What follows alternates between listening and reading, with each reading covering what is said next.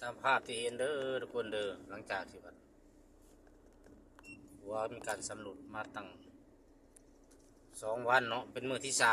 3ก็ตามที่เห็นสภาพแวดล้อม ได้ตัวเนาะทุกคนเนาะรถบรรทุกจอดยาวเหยียดเลยอ่าเต่านอนกินข้าวลิงอยู่แถวนี้แหล้วเขาเจ้าก็ได้ของสินค้าอยู่ในตู้คือซีเมนต์ใช่ไหมเนาะของมันรีบห้อนด่วนก็คือสิเน่าหมดแล้วซีเมนต์สินค้าประเภทเครื่องต่างๆยาวเหยียดเลยทุกคนเบิ่งไปน้ำกันไปอัปเดตสถานการณ์โดยเฉพาะเลยมื้อนี้ว่าเป็นไปสิมาได้บ่จังว่าแต่รถน้องเขาก็ได้จอดนอนอยู่นี่เฮ็ดจังไดวะเดี๋ยวถามแม่น้องเขาอยู่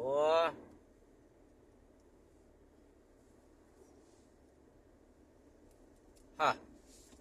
ยาวเหยียดเลยถ้าไรน้องเขาน่ะ ทั้งนานนี่เป็นแหน่นี่รถน้องเขาเนี่ยเจมอยู่นี่อ้ายเนาะจังไดเนาะเนาะน้องเขาก็เจมอยู่เขานี่ดิ1 2 3 คันอ่ะอ่ะอ่ะเห็นหรอวะบ่เห็นเลยไปใส่ป่ะอยู่ทางไหนแหละตัวไหนละครัวน่ะมันครัวตัวไหนโมเมนต์ตัวนี้เนาะว้ายเดี๋ยวตัวนี้ข้างหน้าคนบอก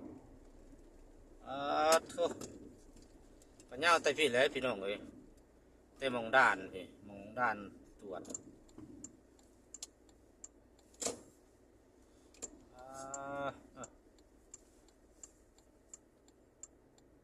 จอดถ่ายที่เป็นจักมือเลยอัปเดตสถานการณ์เด้อทุกคนเด้อกามาเห็นรถบรรทุกเขาเจ้าจอดเต็มอยู่นี่เอาเดี๋ยวไปเบิ่งข้างหน้าข้อมคืบหน้าสิเป็นจังใดสิได้ไปสิได้ผ่านอยู่บ่มื้อนี้ถ้าบ่ผ่านเฮาก็สิไปนอนอยู่ชายแดนพุ่นแหละเบิ่งคักเลยอืมว่าแม่นเอารถตู้ว่าแม่นเอาตู้คอนเทนเนอร์มากั้นชายแดนนั่นก็บางหันนะจอมกำลังเฮ็ดนะไปกั้นแดนเขมรน่ะอันนี้ว่าแม่นอยู่แล้วนี่ ไปเบิ่งน้ำกันทุกคนเป็นจังไดซะแหละทั้งหน้านี่บ่เขาเจ้าก็เริ่มปล่อยให้รถบรรทุกมาได้หรือจังไดวะหรือเขาระบายขันมาก่อนบ่โอ้สงสัยได้ครับจักนี่เบิ่งน้ำกันปล่อยรถทั้งนั้นมาแล้วไปว่าสิเริ่มได้เลยได้นี่เริ่มระบายเลยได้นี่ได้เริ่มระบายเลยบ่นี่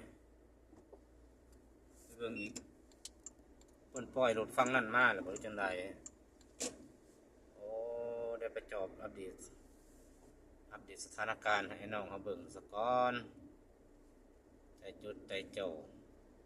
น่ะเห็นรถบรรทุกมาแล้วคือสิโอเคแล้วนี่โอ้ท่านนี่ก็เตรียมเขาจะปล่อยฟังนั่นก่อนบ่จักแล้วฟังมัตเวียดสงสัยอยู่เบิ่งกันดูนำกันสังเกตน้ำกันก่อนเด้อ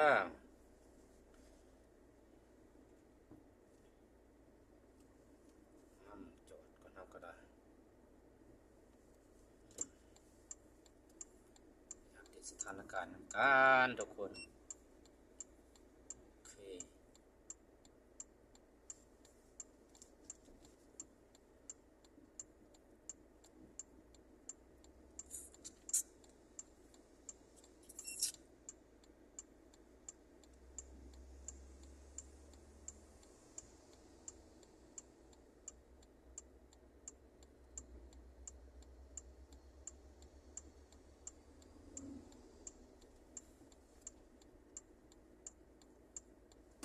นะเขาจะปล่อยรถมาทั้งฟังนั่นแล้วเนาะอาจ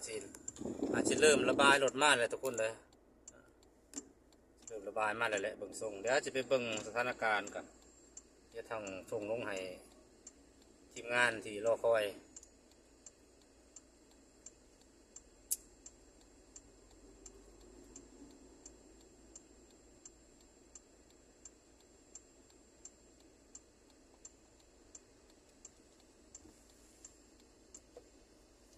ทุกคนนี่ไปเบิ่งทางหน้านํกัน